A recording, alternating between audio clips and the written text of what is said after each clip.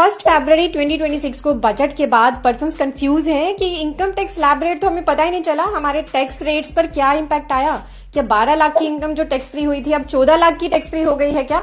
तो चलिए बताती हूँ आपको क्या है नया इनकम टैक्स स्लैब रेट, और साथ ही कुछ इंपॉर्टेंट चेंजेस आईटीआर की डेट्स में भी हैं, टीडीएस टीसीएस के रेट्स में भी हैं।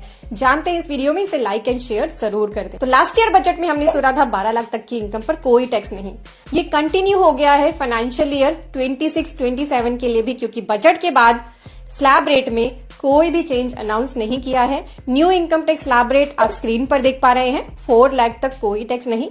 एंड देन फर्दर हमारी स्लैब रेट्स है, और 12 लाख तक की इनकम को टैक्स फ्री करने के लिए रिबेट दी जाती है सेक्शन 87A की, जो सिर्फ एप्लीकेबल है रेजिडेंट इंडिविजुअल्स के लिए। साथ ही अगर आप सैलरीड पर्सन हैं या पेंशनर हैं तो आपकी 12 लाख तक की इनकम के अलावा आपको एक स्टैंडर्ड डिडक्शन भी दी जाती है 75,000 की, जिसकी वजह से सैलरीड या पेंशनर्स के लिए हम बात करते हैं कि इनकी 12,75,000 तक की इनकम टैक्स फ्री है। ये सेम एग्जाम्पशन जो है, नया रिजीम सेम कैरी फॉरवर्ड हो गया है फाइनेंशियल ईयर 26-27 के लिए भी। यानी अब आप जो 2 साल देखेंगे फाइनेंशियल ईयर 25-26 एंड 26-27 दोनों में इनकम टैक्स स्लैब रेट बिल्कुल सेम है, नया रिजीम भी और ओल्ड रिजीम भी। अब ओल्ड रिजीम की तो हम बात वैसे भी कम करते हैं क्योंकि ये बहुत कम केसेस में अब रिलेवेंट रह गया है। आपको सारे स्लैब रेट स्क्रीन पर दिख रहे हैं, तो स्लैब रेट में कोई भी चेंज नहीं है। अब आईटीआर की डेट्स की बात करते हैं। अभी तक हमें पता था कि नॉन ऑडिट केसेस में आईटीआर फाइल होनी है 31 जुलाई तक।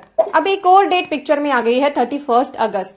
अगर आपका बिजनेस एंड प्रोफेशन है और आपका कोई ऑडिट नहीं होता है तो आप अपनी आईटीआर को फाइनेंशियल ईयर 26-27 के लिए जो आईटीआर भरनी है उसको 31 अगस्त तक भर पाएंगे। और अगर आप other than business and profession में हैं और नॉन ऑडिट केसेस में यानी इंडिविजुअल है, नॉर्मल सैलरीड पर्सन है, तो आपके लिए वही 31 जुलाई की डेट कंटिन्यू रहेगी। अब रिवाइज आईटीआर की डेट की बात करें तो फाइनेंशियल ईयर 26-27 की जो आईटीआर आप भरेंगे उन्हें आप रिवाइज कर पाएंगे 31 मार्च 2028 तक। जी हाँ, पहले वो 31 दिसंबर डेट होती थी, उसे भी चेंज कर दिया है 31 मार्च से। तो टीडीएस एंड टीसीएस हमेशा हर बार गवर्नमेंट रेशनलाइज करती है जहां भी उसे लगता है कि रेट्स को रिड्यूस किया जाना चाहिए। टीसीएस के रेट्स 3 केसेस में रिड्यूस किए गए हैं और टीडीएस के अंदर क्लैरिफिकेशन आई है जो आपको स्क्रीन पर दिख रही है।